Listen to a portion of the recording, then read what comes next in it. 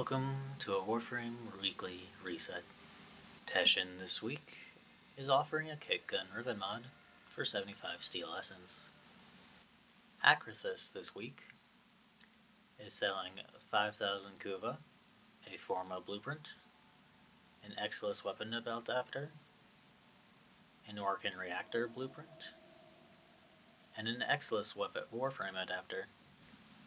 Here is your weekly reminder to trade in your ribbon slivers. Bird 3 is offering a Crimson Archon shard. The mods that Nora is offering this week are Efficient Beams for the Convetrix, only consume ammo while dealing damage and add 150% status chance. Bursting Mass for the Mulus Quanta. The infested mass accumulates 200% of the damage that goes through it and deals it in a 15-meter radius when it expires, and secondary fire will manually detonate an existing mass. Exposing Harpoon for the Harpack. Pulling an enemy will give plus 300% critical chance for 15 seconds. Eximus Advantage for the Psylocke. Headshots on Eximus enemies increase secondary damage by 600% for 10 seconds. Shrapnel Mat Rounds for the Marylock. Plus 200% multi-shot, but minus 66% damage. The items Nora is selling this week are the Cycron Solstice Skin Blueprint, the Fulman Solstice Skin Blueprint, the Hurus Polearm Skin, the Ancient K-Drive Scrawl, the Sindo Manticore Skin Blueprint, the Heck Desert Camo Skin Blueprint, the Boolean Sugatra, the Nightwave Emblem and Nightwave Sigil, Pattern 6 knee plates, the Gamma Color Palette, the Dark Dagger Blueprint, the Hero of Duviri Display, the Plasma Sword Blueprint, and Graal's Pauperfloof. The Archon hunt this week is Naira, with a rescue and disruption before the fight. The Deep Archimedia personal modifiers are abbreviated abilities, minus 50% duration, Ability Overload, using an ability opens a Void Rift, Powerless, all abilities are disabled until the squad kills 50 enemies, and Energy Exhaustion, lose 2 energy per second for each enemy within 10 meters of you. Seems to be a very anti-ability week this week. For the missions, we have Alchemy with the deviation of hazardous goods, where Amphors will inflict their associated elemental damage while being carried. The risk variable is alluring Arcocanids. As rogue Arcocanids charge attacks, they pull Warframes towards them. And the elite risk variable is explosive potential. Rupturing fragments replace shuffling fragments. The next mission is Disruption with the deviation of Engorged Gruzzlings, where all Gruzzlings are Eximus. The risk variable is Fortified Foes. Guardian Eximus units may be encountered, including Guardian Eximus Necromechs. And the elite risk variable is Entanglement. Allies within 4 meters of slain enemies endure reduced movement speed and parkour velocity. The last mission is Assassination, with the deviation of Coordinated Front. Eximus units support the Fragmented Tide and its final form. The risk variable is Bolstered Belligerence. All enemies have overguard equal to 50% of their max health. And the elite risk variable is Hostile Regeneration. Enemy health slowly regenerates. On the Temporal Archimedia side of things, the personal modifiers are Dropped Guard, where from the ally overguard gain is reduced by 75%. Dull Blades, minus 50% combo chance. Secondary Wounds, gain 1 puncture status effect every time you take damage. And Permanent Injury, max health reduced each time health damage is taken. First mission is Hellscrub Tekrot, with the deviation of Sporogenesis. Tekrot tumors appear near Hellscrubbers, increasing the rate of life support decay with each active tumor. The risk variable is Tekrot Speedrun. Since everything is already Tekrot, now they all move faster. And the elite risk variable is Devil's Bargain. Allies within 4 meters of slain enemies gain plus 25% fire rate at the cost of minus 50% ammo efficiency. The second mission is Stage Defense, with the deviation of Noise Suppression. Drones fly above flare, spraying them with a Furbon gas.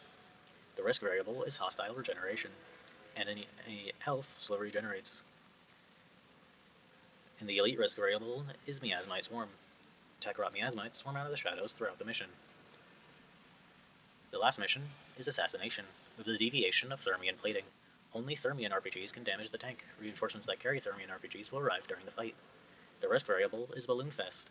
Scaldra Harbingers are more numerous and attack much more quickly.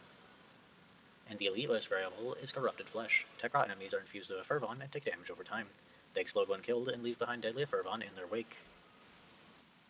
With both Archimedias, you would have one Search Pulse remaining. Remember, you can use that one pulse to do a Netracell for some extra rewards.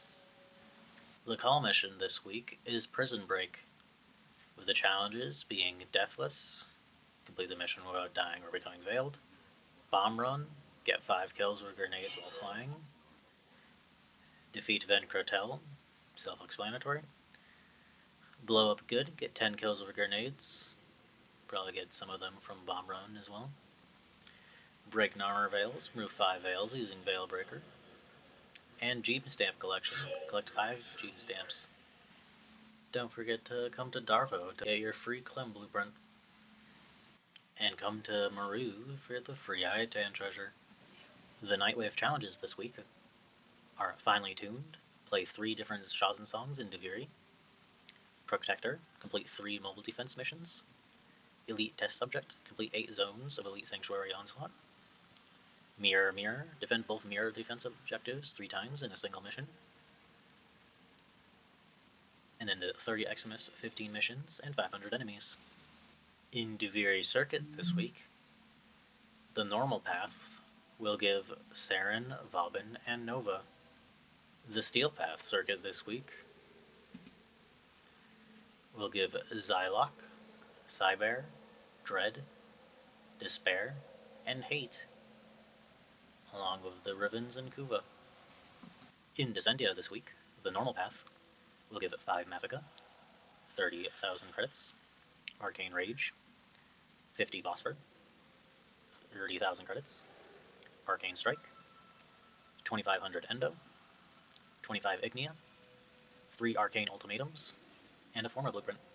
The Steel Path, Descendia, will give 15 Mafika, a Forma Blueprint, Primary Debilitate, 15 more Mafika, a Melee Ribbon mod, Arcane Circumvent, 75 Ignia, 25 Steel Essence, Secondary Irradiate, and an Orcan Catalyst Blueprint.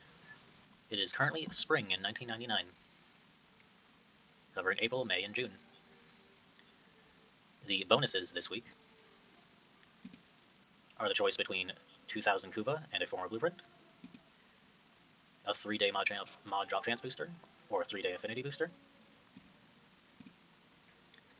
200 Phosphor, or a 3-day mod drop chance booster,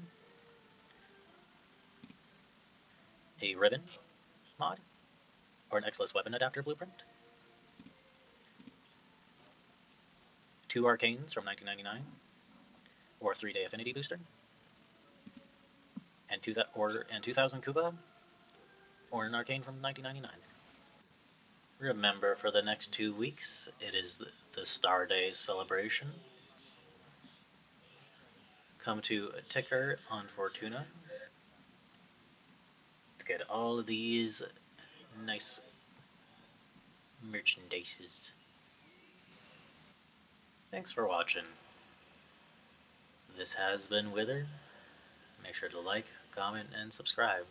And I will see you all next time. Peace.